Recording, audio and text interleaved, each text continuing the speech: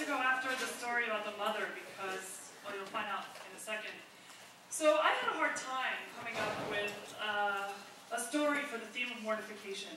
And I was trying to ponder why. And there's also not a lot of wiggle room in the interpretation of the word mortification, unless you wanted to tell a story about mortification of the flesh, which is always a crowd pleaser. No, it's pretty straightforward. You're going to tell a story about being embarrassed, and that's not easy, despite all of us being here. The other reason why I was having a hard time is because I feel like I don't get embarrassed. I mean, I'm up here. I'm the first person at karaoke to sing. Anyone will tell you, I just really don't get embarrassed. And I was trying to figure out why. And I kind of summed it up to 4 words. Life with my father.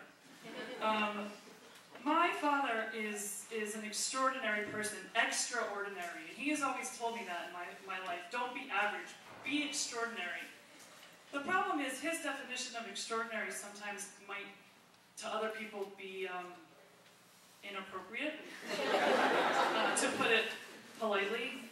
And so I have this whole lifetime of stories. I wanted to share some of them with you. Some of them were smaller, not so big, for instance, and they were routine moments throughout my life. Whenever we would get on an elevator, when the door would open and someone would walk in, he would say, "Hello, I'm the Admiral." And then we would go to the next floor, so now there's 3 of us in the elevator, and someone new walks in, and again, "Hello, I'm the Admiral." And, you know, that's something that he still does. And it never gets old. There's another story of when my boyfriend was meeting him for the first time. My boyfriend and I were inside of a bar, and he leans over to me. There's a window, and he looks at this person walking by, and he said, "Oh my God, they're going to let this homeless man come into the bar." It was my father. Another time was parent-teacher conference, and I didn't remember this. It is true, but I didn't remember. My father reminded me. He had a pair of dollar store buck teeth, disgusting buck teeth, and he'd slip them in and just flash them when the teacher was made eye contact with him. It was like,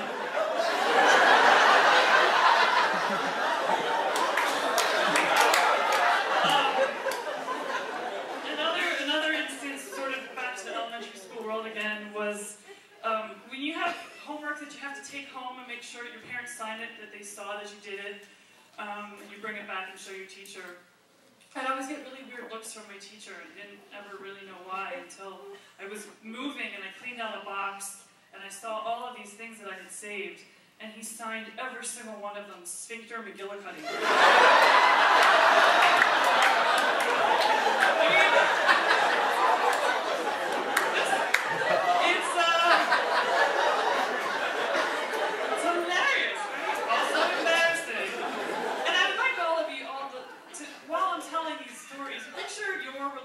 With your father, and how you would feel if these things happened to you repeatedly over your lifetime. My boyfriend is Australian, and so therefore he is a subject of the Queen. Australia is a member of the Commonwealth. And so the second time my father met him, we were having a pizza in Old City, and he said to my boyfriend, "So do you ever jerk off thinking about the Queen?"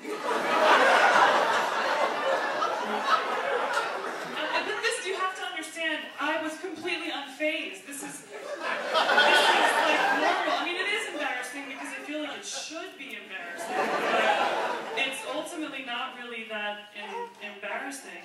And so I was just thinking, you know, how do I wrap up all these little vignettes? How do I take my episodic tale of mortification and wrap it up? And my father wasn't supposed to be here tonight. He was supposed to be somewhere else, and I'm thrilled that he is, because my ending of this story is the ultimate retribution for 31 years of putting up with this shit earmuffs. It's like he's in the audience, and